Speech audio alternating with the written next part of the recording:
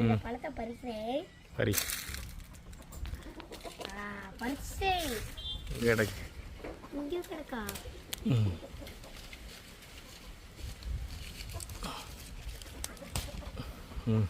ஆமா, ஏன்ப்பா இது சுருண்டு இருக்கு?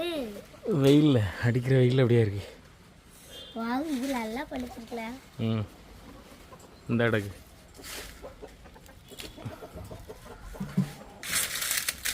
நிறைய இருக்கு. அடுத்து இங்கே ஒன்று இருக்கு. அடுத்து இங்கே இந்த கையிலே வைக்க முடியாது. கையில் வைக்க முடியாதுன்னு நினைக்கிறேன். தப்பு தப்புன்னு இருக்கேன். இங்க ஒன்று இருக்கலாம், பறிக்கிட்டா? பறி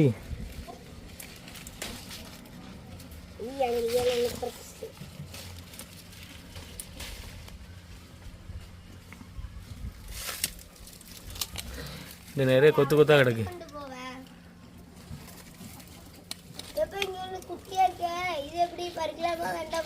பறி ரொம்ப குட்டியா இருக்கு.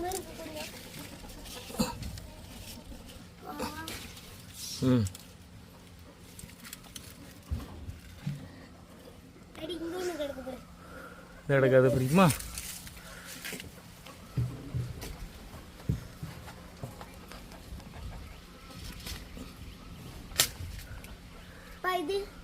எத்தனை ஒன்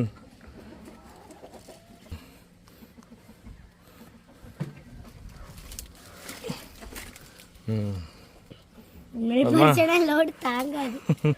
கொண்டு போ. வளர்த்துட்டேன். டேஸ்ட் பண்ணி பார்ப்போமா? மஞ்சள் கலர்ல இருக்கு. இதா இருக்குமா? இனிக்கும் நினைக்கிறேன். சாப்பிட்டு பயங்கர டேஸ்டா இருக்கும்.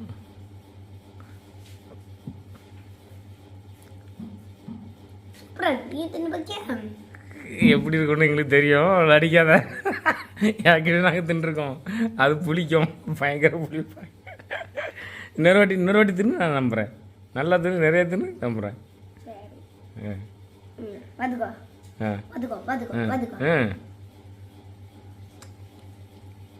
முகத்தை சொல்லிக்கல மித்தா, நீ சாப்பிட்டு பாரு.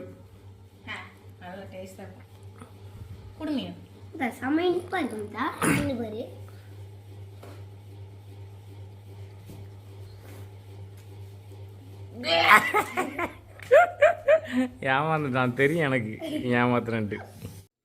ஃப்ரெண்ட்ஸ், நம்ம இந்த ஃப்ரூட்லேருந்து உள்ளேருந்து எடுத்தது பாருங்க எப்படி இருக்குன்ட்டு. இதில் நம்ம என்ன செய்யணும்னா தண்ணி ஊற்றி மிக்ஸி ஜாரில் போட்டு அரைச்சிடலாம். நம்ம ஏன்னா சுகர் எடுத்துக்கலாம் உள்ள.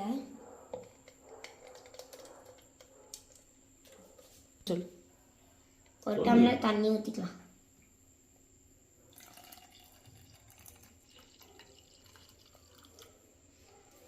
நம்ம தேவையான அளவு சீனி போட்டுக்கலாம்.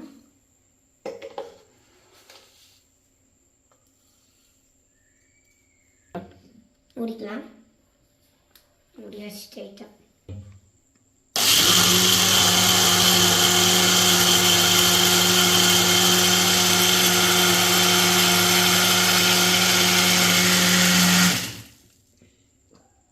சொல்லி எடுத்துக்கலாம்னு சொல்லு. இப்போ எடுத்துக்கலாம்.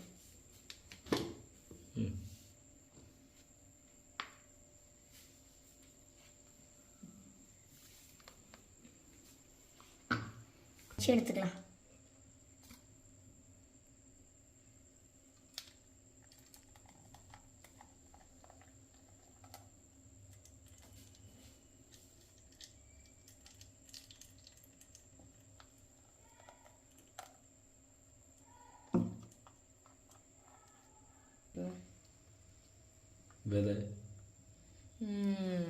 பாப்பா